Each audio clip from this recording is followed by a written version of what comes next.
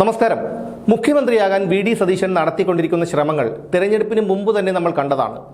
തെരഞ്ഞെടുപ്പിന് മുമ്പ് മനോരമയും മാതൃഭൂമിയും അടക്കമുള്ള ചാനലുകൾ നടത്തിയ സർവേയിൽ കേരളത്തിൽ മുഖ്യമന്ത്രിയായി വരാൻ ഏതു വ്യക്തിയെയാണ് നിങ്ങൾ ആഗ്രഹിക്കുന്നത് എന്ന് ജനങ്ങൾക്കിടയിൽ നടത്തിയ ഒരു സർവേയിൽ തെളിഞ്ഞത് വി.ഡി. സതീശൻ മുഖ്യമന്ത്രിയായി വരണം എന്ന് ജനങ്ങൾ ആഗ്രഹിക്കുന്നു എന്നാണ്.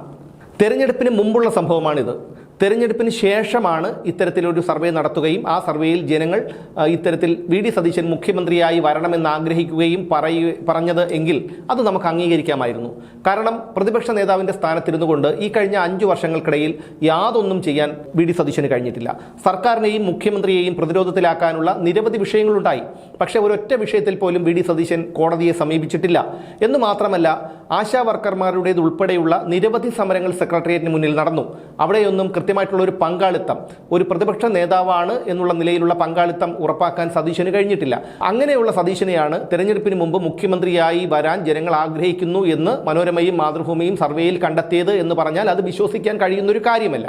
ഇനി മെയ് 4-ന് ശേഷം, ഫലം അറിഞ്ഞതിന് ശേഷമാണ് ഇത്തരത്തിലൊരു സർവേ നടത്തുകയും വി.ഡി. സതീശൻ മുഖ്യമന്ത്രിയായി വരാൻ ജനങ്ങൾ ആഗ്രഹിക്കുകയും ചെയ്യുന്നു എന്നുള്ള സർവേയിൽ കണ്ടെത്തിയാൽ നമുക്കത് അംഗീകരിക്കാമായിരുന്നു. കാരണം 102 സീറ്റുകൾ നേടിയാണ് UDF മൃഗീയ ഭൂരിപക്ഷം നേടിയത്. അതിൽ 63 സീറ്റുകളും കോൺഗ്രസ് ആണ് നേടിയത്. അതുകൊണ്ട് തന്നെ സതീശന്റെ ഒരു പ്രവർത്തന മികവെന്ന് വേണമെങ്കിൽ അവർക്ക് സതീശൻ അനുകൂലികൾക്ക് ന്യായീകരിക്കാം. പക്ഷേ അതല്ല ഉണ്ടായത്.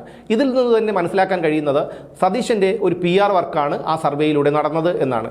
ഇനി തെരഞ്ഞെടുപ്പ് ഫലം അറിഞ്ഞതിനു ശേഷമുള്ള കാര്യം നോക്കാം. സതീശനെ മുഖ്യമന്ത്രിയാക്കണമെന്നാവശ്യപ്പെട്ടുകൊണ്ട് ഇന്നലെ 5 ജില്ലകളിലാണ് പ്രവർത്തകർ തെരുവിലിറങ്ങിയത്. എറണാകുളത്ത് പൊതുനിരത്തിൽ നിർത്തിയിട്ടിരുന്ന ഒരു പെട്ടി ഓട്ടോറിക്ഷയുടെ പിന്നിൽ കയറി നിന്നുകൊണ്ട് ഒരാൾ പെട്രോൾ ദേഹത്തൊഴിച്ചുകൊണ്ട് ഭീഷണി മുഴക്കുകയാണ്, വി.ഡി. സതീശനെ മുഖ്യമന്ത്രിയാക്കിയില്ലെങ്കിൽ താൻ ആത്മഹത്യ ചെയ്യുമെന്ന്. ഈ കാഴ്ചകളൊന്നും കണ്ട് പരിചയിച്ചവരല്ല മലയാളികൾ. അത് തമിഴ്നാട്ടിലും മറ്റിടങ്ങളിലുമൊക്കെ ഇത്തരത്തിലുള്ള സംഭവങ്ങളൊക്കെ നടന്നിട്ടുണ്ടാവും. അതും മുഖ്യമന്ത്രി ആരാണ് എന്നുള്ള കാര്യത്തിലൊന്നും അത് നടന്നിട്ടില്ല. അവിടെ രാഷ്ട്രീയ നേതാക്കളും സിനിമാ നടന്മാരും ഒക്കെ മരിക്കുമ്പോഴാണ് ഇത്തരത്തിൽ ജനങ്ങൾ ആത്മഹത്യ ചെയ്യുന്നത്. അല്ലാതെ ഈ വ്യക്തിയെ മുഖ്യമന്ത്രിയാക്കണം എന്നാവശ്യപ്പെട്ടുകൊണ്ട് തമിഴ്നാട്ടിലുള്ള ജനങ്ങൾ പോലും രംഗത്തിറങ്ങിയതായിട്ട് നമുക്കൊരിക്കലും അറിവില്ല. പക്ഷേ പതിവിൽ നിന്ന് വ്യത്യസ്തമായിട്ടാണ് കേരളത്തിൽ കാര്യങ്ങളൊക്കെ നടക്കുന്നത്. ഇത്തരത്തിലുള്ള പ്രചാരണങ്ങളൊക്കെ സതീശന് വേണ്ടി സമൂഹ മാധ്യമങ്ങളിൽ വളരെ വ്യാപകമായി നടക്കുന്നുണ്ട്. ഇത് ശ്രദ്ധയിൽപ്പെട്ടപ്പോഴാണ് ഹൈക്കമാൻഡ് ഈ കാര്യത്തിൽ ഇടപെട്ടത്. KPCC ഹൈക്കമാൻഡിനെ ഈ കാര്യങ്ങൾ ബോധ്യപ്പെടുത്തി. ഹൈക്കമാൻഡ് ഈ കാര്യങ്ങൾ ഇനി ആവർത്തിക്കാൻ പാടില്ല എന്ന് നിർദ്ദേശം കൊടുത്തു. പക്ഷേ എന്നിട്ട് പോലും ഇത് നിർത്തലാക്കാൻ അല്ലെങ്കിൽ ഇത് അവസാനിപ്പിക്കാൻ സതീശൻ അനുകൂലികൾ തയ്യാറായില്ല. ഇനി പ്രവർത്തകർ ഇത് ചെയ്തു എന്ന് തന്നെ ഇരിക്കട്ടെ, അവരുടെ സ്വമനസാലെ ചെയ്തു എന്ന് തന്നെ ഇരിക്കട്ടെ, സതീശന് കൃത്യമായി പറയാമായിരുന്നു ഇത് ആവർത്തിക്കരുത്, ഇത് പാർട്ടിക്കും മുന്നണിക്കുമൊക്കെ ദോഷം ചെയ്യുന്ന ഒരു കാര്യമാണ്, അത് ആവർത്തിക്കരുതെന്ന്. പക്ഷേ സതീശൻ പറഞ്ഞില്ല. ഇന്നലെയാണ് സതീശൻ ഇത്തരത്തിലൊരു ഫേസ്ബുക്ക് കുറിപ്പിട്ടത്. ഇന്നലെ 5 ജില്ലകളിലാണ് സതീശന് വേണ്ടി പ്രവർത്തകർ തെരുവിലിറങ്ങിയത്. അതൊരിക്കലും നടക്കാത്തൊരു കാര്യമാണ്. ഒരിക്കലും സംഭവിക്കാൻ പാടില്ലാത്ത അല്ലെങ്കിൽ സംഭവിക്കാൻ സാധ്യതയില്ലാത്തൊരു കാര്യമാണ്. നമ്മൾ കൂലി തൊഴിലാളികളെ ഓരോ വിഷയങ്ങൾ പറഞ്ഞ് രംഗത്തിറക്കുമല്ലോ. സമരത്തിലൊക്കെ പല രാഷ്ട്രീയ പാർട്ടികളുടെയും സംഘടനകളുടെയും ഒക്കെ സമരത്തിൽ ബംഗാളികളെയും മറ്റും ബിരിയാണിയും 100 രൂപയും കുപ്പിയും പൈൻ്റൊക്കെ കൊടുത്തിറക്കുന്ന ഒരു രീതിയാണ് ഇന്നലെ എനിക്ക് അത് കണ്ടപ്പോൾ തോന്നിയത്. അല്ലാതെ സതീശന്റെ ഒരു പ്രവർത്തന മികവ് കൊണ്ടല്ല ഇവിടെ UDF ഇത്രയധികം മൃഗീയ ഭൂരിപക്ഷം നേടിയത് എന്നും അത് പിണറായി വിരുദ്ധ ഭരണവിരുദ്ധ വികാരം കൊണ്ടാണ് മനസ്സിലാക്കാനുള്ള സാമാന്യബോധം കേരളത്തിലെ ജനങ്ങൾക്കുണ്ട്. പ്രതിപക്ഷ നേതാവിന്റെ സ്ഥാനത്തിരുന്നു കൊണ്ട് ഒന്നും ചെയ്യാൻ കഴിയാത്തൊരു വ്യക്തിയാണ് ഇനി മുഖ്യമന്ത്രിയായി വരുമ്പോൾ ഇത്തരത്തിലുള്ള പല പ്രവർത്തനങ്ങളും ചെയ്യാൻ പോകുന്നത് എന്ന് കേരളത്തിലെ ജനങ്ങൾ വിശ്വസിക്കുന്നുമില്ല. ഇനി ഇത് വളരെ അപകടകരമായിട്ടുള്ളൊരവസ്ഥയാണ്. അതായത് CPM-നെ പിണറായി വിജയൻ എങ്ങനെ കൈപ്പിടിയിൽ ഒതുക്കിയോ, എങ്ങനെ ഹൈജാക്ക് ചെയ്തോ അതേ ഒരു രീതിയാണ് സതീശനും ഈ വിഷയത്തിൽ അവലംബിച്ചിരിക്കുന്നത്.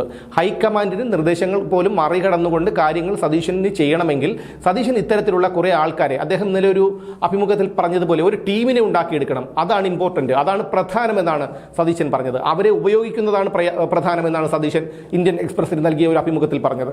അതാണ് സതീശൻ ഇപ്പോൾ പ്രാവർത്തികമാക്കുന്നതും.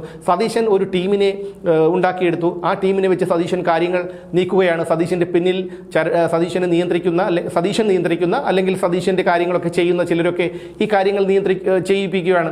ഇത് എല്ലാവർക്കും അറിയാവുന്ന ഒരു കാര്യമാണ്. അപകടത്തിലേക്കാണ് ഈ പോക്ക്. കാരണം LDF തകർന്നതിന് കാരണം പിണറായി വിജയൻ എന്നൊരു വ്യക്തി ആ ഒരു പാർട്ടിയെ സ്വന്തം കൈപ്പിടിയിൽ ഒതുക്കിയത് കൊണ്ടാണ്. സതീശൻ ഇനി ഒരു മുഖ്യമന്ത്രിയായി വന്നാൽ പോലും അദ്ദേഹത്തിൻ്റെ കുറേ ഉപജാപ സംഘങ്ങളുണ്ട്. അവരുടെ ഒന്നും പേരുകൾ എടുത്ത് പറയാൻ ഞാൻ ആഗ്രഹിക്കുന്നില്ല. എങ്കിലും ആ ഉപജാപ സംഘങ്ങളായിരിക്കും ഇനി പിടിമുറുക്കുന്നത് ഈ ഭരണത്തിൻ്റെ കാര്യത്തിലൊക്കെ. പിണറായി വിജയൻ തൻ്റെ ശത്രുക്കളെ എങ്ങനെ വേട്ടയാടിയോ, തന്നെ വിമർശിച്ചവരെയും അഴിമതികൾ ചൂണ്ടിക്കാട്ടിയവരെയും എങ്ങനെ വേട്ടയാടിയോ, അതേ രീതിയിൽ ഇവരൊക്കെ ഈ VD സതീശനെ വിമർശിക്കുന്നവരെയും അഴിമതികളും തെറ്റുകുറ്റങ്ങളും ഒക്കെ ചൂണ്ടിക്കാണിക്കുന്നവരേക്കും പോലീസിനെയൊക്കെ കൊണ്ട് കൈകാര്യം ചെയ്യുന്ന ഒരു അവസ്ഥയിലേക്ക് കാര്യങ്ങളെത്തും. പിണറായി വിജയൻ LDFനെ ഹൈജാക്ക് ചെയ്തതുപോലെയാണ് VD സതീശൻ കോൺഗ്രസിനെ ഹൈജാക്ക് ചെയ്തുകൊണ്ടിരിക്കുന്നത്. അത് തകർച്ചയിലേക്കാണ്. LDFന് എന്താണോ സംഭവിച്ചത് അത് UDFനും സംഭവിക്കും. പക്ഷേ അതിന് 10 വർഷമൊന്നും കാത്തിരിക്കേണ്ട ഒരു ആവശ്യമുണ്ടെന്ന് തോന്നുന്നില്ല.